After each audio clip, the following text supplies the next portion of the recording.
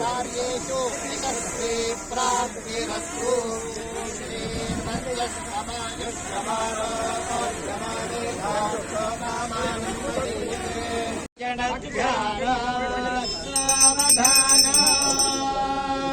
तदेव लग्नं सुदिनं तदेव दाराबलं चन्द्रबलं तदेव विद्याबलं लक्ष्मीबले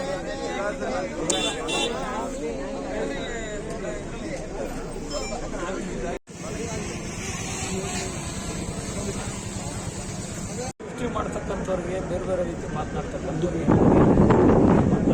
ಪಾಪ ಅವ್ರಿಗೇನೋ ಅವ್ರ ಮನಸ್ಸಿಂಚೆ ಮಾತಾಡ್ಕೊಳ್ಳೋದಕ್ಕೂ ಅದಕ್ಕೂ ನನಗೂ ಸಂಬಂಧ ಇಲ್ಲ. ಇದು 2019ರಿಂದ ಟೆಂಡರ್ ವ್ಯಾಲ್ಯೂ ಜಾಸ್ತಿಯಾಗಿ ವೇರಿಯೇಷನ್ ಆಗಿರೋದ್ರಿಂದ ಈ ಕಾಮಗಾರಿ ನೆನಗುದಿಗೆ ಬಿದ್ದಿತ್ತು. ನಾನು ಶಾಸಕನಾಗಿ 2 ವರ್ಷದಿಂದ ಸರ್ಕಾರಕ್ಕೆ ವಿನಂತಿ ಮಾಡಿದ್ದೆ.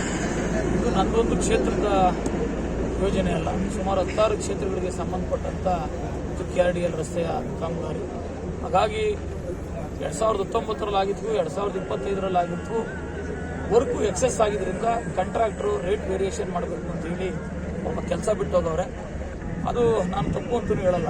ಇನ್ನೊಂದು ಸರ್ಕಾರ 2019ರಿಂದ 23ವರೆಗೂ ಇನ್ನೇನು BJP ಸರ್ಕಾರ ಇತ್ತು. ಅವತ್ತೇ ಈ ಕಾಮಗಾರಿಗಳನ್ನು ಮಾಡಿಸ್ಬಿಟ್ಟಿದ್ರೆ ನನಗೂ ಹೆಚ್ಚಿಗೆ ಹೊರೆ ಅನ್ನಿಸ್ತಾ ಇರಲಿಲ್ಲ. ನಾನು ಇದು ಬಹಳ ಸಮಸ್ಯೆ ಇದೆ, ಇದರಿಂದ ತೊಂದರೆ ಇದೆ ಅಂತ ಹೇಳಿ ಎಲ್ಲ ಸೋಷಿಯಲ್ ಮೀಡಿಯಾದಲ್ಲಿ, ವಾಟ್ಸಪ್ಪಲ್ಲಿ, ಪೇಪರಲ್ಲಿ ಕೊಡ್ತಾ ಇರ್ತಕ್ಕಂಥ ಗಮನಿಸಿದೆ.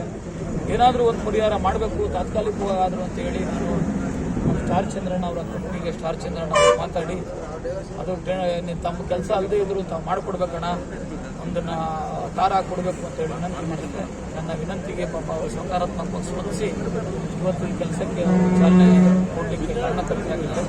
ಅವರಿಗೆ ನನ್ನ ಕ್ಷೇತ್ರದ ಜನತೆ ಪರವಾಗಿ ಪೂರ್ವದ ಧನ್ಯವಾದಗಳು ಮತ್ತು ಸದ್ಯಕ್ಕೆ ಈ ಅನುಕೂಲ ಆಯಿತು, ನನ್ನ ಕ್ಷೇತ್ರದವರಿಗೂ ಆಗ್ತದೆ, ಬೇರೆಯವ್ರಿಗೂ ಆಗ್ತದೆ. ನಾನೇನು ಕೆಲಸ ಹೇಳಿದ್ದೀನಿ ಪ್ರಾಮಾಣಿಕವಾಗಿ ನನ್ನ ಇತಿಮಿತಿಯಲ್ಲಿ ಏನು ಮಾಡಬೇಕು ಅದನ್ನು ಮಾಡಿದ್ದೀನಿ.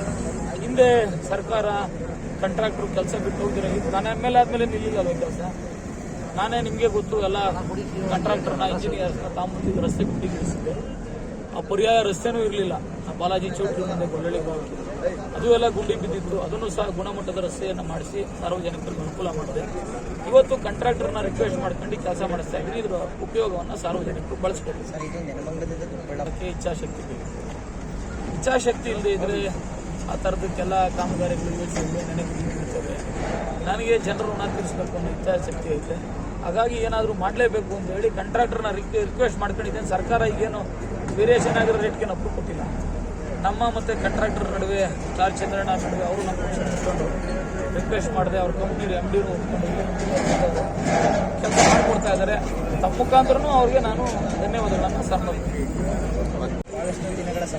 ನಮಗೆ ತುಂಬ ಖುಷಿ ಅನ್ನಿಸ್ತದೆ. ಕಾರಣ 2019ರಲ್ಲಿ ಇದು ಹಿಂದಿನ ಶಾಸಕರಾದ ಡಾಕ್ಟರ್ ಕೆ ಶ್ರೀನಿವಾಸ ಮೂರ್ತಿ ಅವರು ಪೂಜೆ ಮಾಡಿದಂಥ ಒಂದು ಕಾಮಗಾರಿ ಇತ್ತು. ಅವತ್ತು ನಾನು ಬಸವನಹಳ್ಳಿ ಗ್ರಾಮ ಪಂಚಾಯತಿ ನಾನೊಬ್ಬ ಉಪಾಧ್ಯಕ್ಷರಾಗಿದ್ದೆ.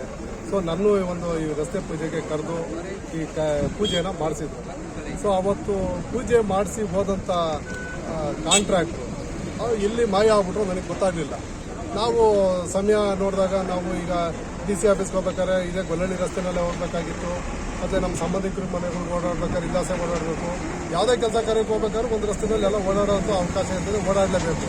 ಆದರೆ ಈ ರಸ್ತೆನಲ್ಲಿ ಬರೋದಕ್ಕೆ ನಮಗೆ ಏನೋ ಇದು ಅನ್ಸೋದು, ಯಾವುದೋ ಅರ್ಕಕ್ಕೆ ಬಂದ್ಬಿಟ್ಟಿದ್ದೀವೇನಪ್ಪ ಅಂತ ಅನ್ಸೋದು.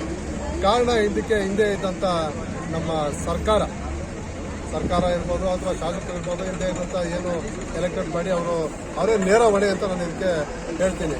ನಾವು ಈ ಅನ್ಯಾಯ ಎಲ್ಲ ನೋಡಿ ನಾವು ನಮ್ಮ ಕ್ಷೇತ್ರದ ಶಾಸಕರಾದಂಥ ಶ್ರೀ N. ಶ್ರೀನಿವಾಸ್ ಅವರನ್ನು ನಾವು ಎಲ್ಲ ಮನವಿ ಮಾಡ್ದೆ ಹೋಗಿ. ಅವತ್ತು ಹೇಳಿದ್ರು ಸ್ವಾತಂತ್ರ್ಯ ದಿನಾಚರಣೆ ಸರ್, ಇಲ್ಲ ಅಣ್ಣ ಒಂದು ವಾರದ ಒಳಗಡೆ ನಾನು ಪೂಜೆ ಮಾಡಿಸ್ತೀನಿ, ನನಗೆ ಅವಕಾಶ ಕೊಡಿ. ಈ ರಸ್ತೆ ಅದು ಟೆಂಡರು ಪ್ರೀಮಿಯಂ ಅಮೌಂಟ್ ಕಮ್ಮಿ ಇದೆ. SR ರೈಟ್ ಬಂದು 2019 SR ರೈಟು ಬ್ರಿಡ್ಸ್ ಬಂದು 1 ಲೈನ್ ಬ್ರಿಡ್ಸ್ ಆಗಿತ್ತು. ಈಗ 2 ಲೈನ್ ಬ್ರಿಡ್ಸ್ ಮಾಡಬೇಕಂತ ಅಪ್ರೂವಲ್ ಕೊಟ್ಟಿದ್ದಾರೆ. ಸೊ ಅದು ಟೆಂಡರ್ ಡಿಫ್ರೆಂಟ್ ಆಗೈತೆ. ಸೊ ಅದು 44 ಕೋಟಿಗೆ ಆಗಿದ್ದಂಥ ಟೆಂಡರ್ ಇವತ್ತು 113 ಕೋಟಿ ರೂಪಾಯಿ ರಿವೈಸ್ ಆಗಿದೆ ಎಸ್ಟಿಮೇಟು. ಸೊ ಇದನ್ನೆಲ್ಲ ಮಾಡೋದಕ್ಕೆ ಟೈಮ್